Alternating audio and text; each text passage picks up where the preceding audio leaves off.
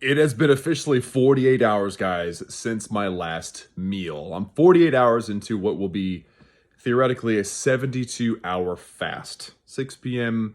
was my meal 2 days ago. That's amazing to think that it's been 2 days since I've eaten anything. I know a lot of people have gone a lot further, but this is my record. I have never gone more than 24 hours voluntarily from food. Obviously, I'm still having water.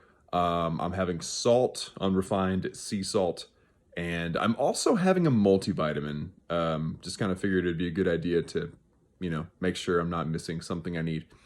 And if you had asked me, hey, Klaus, what day do you think will be your worst day?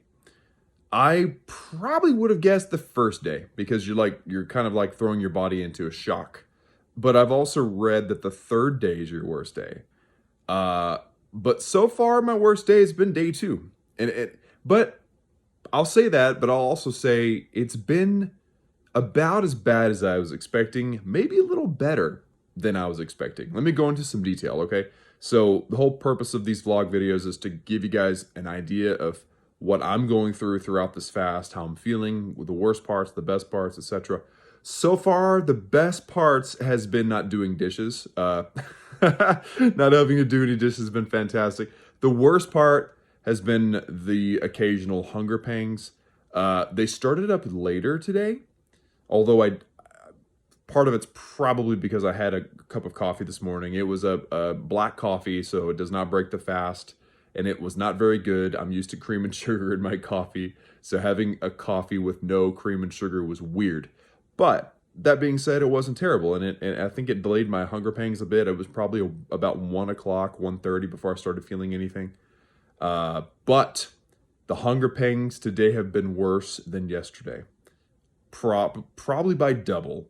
It's been really a bad deal. Like yesterday, if I was watching something on YouTube or whatever and I saw food or advertisements, I was just totally able to just like completely blot it out. Today, oh, I've seen some advertisements and some commercials for food that have just kind of like made me lust after that food. And it's making me really excited about tomorrow because of theoretically ending the fast tomorrow. Um, there's a couple of symptoms that have been weird that I've not expected. Obviously, I expected to feel tired, but I did not expect to feel cold. You guys can see I'm wearing a hoodie. It's March. We're in Texas. I'm not used to being cold in March in Texas. Although it's not really warm outside, it's in the 60s.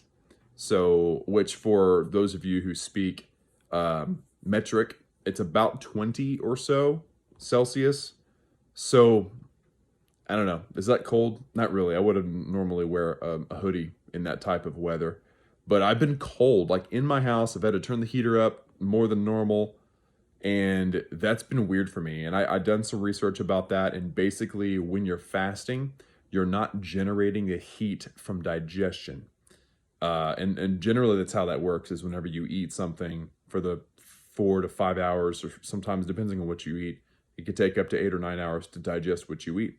So while you're digesting, it actually generates heat, which I didn't realize that. So if you're, one of those people that eat early morning breakfast and then kind of snack all day, and then you might eat something for bed, then there might be a you might never not be digesting, which means you're generating heat all day long and all night, and that's crazy. So that's one of the most like shocking side effects to me that I didn't expect. I could have done better research, I guess, before I started this.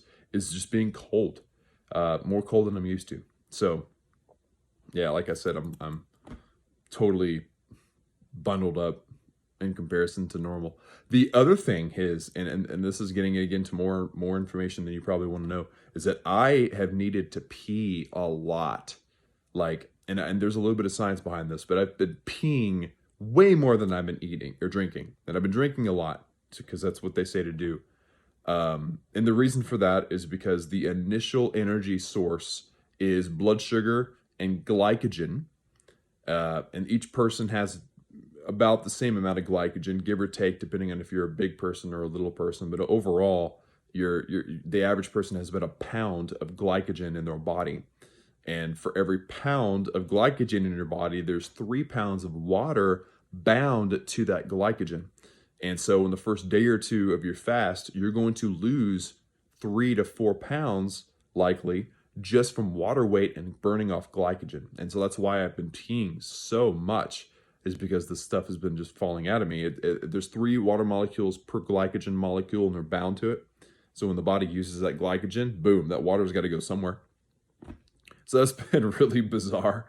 But overall, I feel pretty good. I felt worse this morning than I do now. So I'm thinking I'm finally getting into some ketosis. Not, and because I'm not a keto eater, I eat carbs on a regular basis. It takes longer for me to get into ketosis when fasting. And so therefore, you would expect for it to take a little longer, right? So if you look at charts and research and stuff on fasting and stuff, like generally, no matter who you are, you'll get into ketosis after like on day 3. And if you're already on ketosis, then it'll be much faster, obviously, because you're already there. So ketosis will feel better than the transition period between blood glucose and eating carbs and stuff to ketosis, which is the process of burning fat. So far, I don't really feel like I'm in ketosis, but better than this morning. And that's good. I'm hoping to experience that mental clarity that people talk about when they get into fasting. I don't feel like I'm there. I feel very sluggish and tired, but again, better than this morning. So I think I'm on the way up, which is really, really nice. Autophagy is also at an all-time high right now. I've probably never been on autophagy like this before, and that means self-eating. That's the Latin, I think. But what it means is that your body is recycling stuff that is kind of imperfect in the body, and it's a really great way to fight things like cancer and stuff.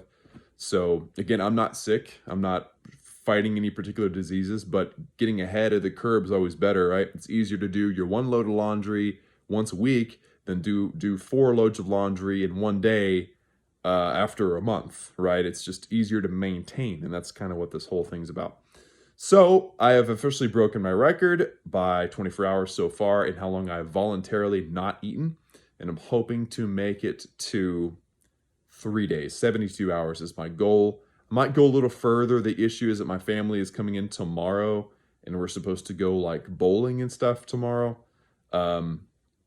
So it's gonna really suck if we like go eat and do stuff and I'm just sitting there watching and waiting. So not the best timing, I guess, for this, but not the worst. You know, this past couple of days have been good. I finally got my truck back today. It was in the shop, so happy about that. And my family are supposed to come back in either this evening or tomorrow. So we'll be, getting back to kind of normal life. I've been, on vacation a bit for this past couple of days. But it's going really well. If you guys are fasting alongside me, then let me know your experience down below in the comments. Thanks for tuning in, and I will update you guys tomorrow with hopefully some good news.